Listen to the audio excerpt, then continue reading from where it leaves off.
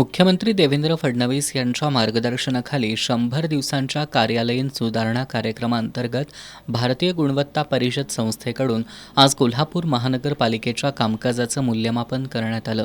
यावेळी 100 दिवसाच्या कार्यालयीन सुधारणा मोहिमेअंतर्गत महानगरपालिकेच्या वतीनं करण्यात आलेल्या विविध उपक्रमांचं आणि कामकाजाचं सादरीकरण प्रशासक के मंजुलक्ष्मी यांनी केलं। यावेळी आवश्यक कागदपत्र आणि विविध विभागांच्या उपक्रमांची माहिती त्रिसदस्यीय मूल्यांकन समितीनं घेतली। यानंतर मुख्य इमारतीमधील नागरी सुविधा केंद्र, पहिला, दुसरा आणि तळमजल्यावरील स्वच्छतागृहांची पाहणी केली। यासह खाते प्रमुखांशी संवाद साधून कागदपत्रासह मूल्यांकन केलं।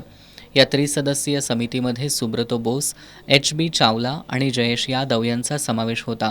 यावेळी उपायुक्त पंडित पाटील, कपिल जगताप, सहाय्यक आयुक्त उज्ज्वला शिंदे, स्वाती दुधाणे, संजय सरनाईक, कृष्णा पाटील, मुख्य लेखापरीक्षक कलावती मिसाळ, शहर अभियंता नेत्रदीप सरनोबत, जल अभियंता हर्षजित घाटगे, प्रशासन अधिकारी आर.व्ही. कांबळे, आरोग्य अधिकारी डॉक्टर प्रकाश पावरा आदी उपस्थित होते। दरम्यान ही समिती येणार आहे म्हणून घाई गडबडीनं जागी झालेल्या महापालिका प्रशासनानं एका दिवसात अनेक कामांचा निपटारा केला। एका दिवसात महापालिका परिसरातील डांबरीकरण करण्यात आलंय, साफसफाई आणि स्वच्छता करण्यात आली। अशीच कार्यतत्परता अन्य वेळी नागरिकांच्या कामाबाबत का दाखवली जात नाही, असा सवाल नागरिकांमधून विचारला जातोय।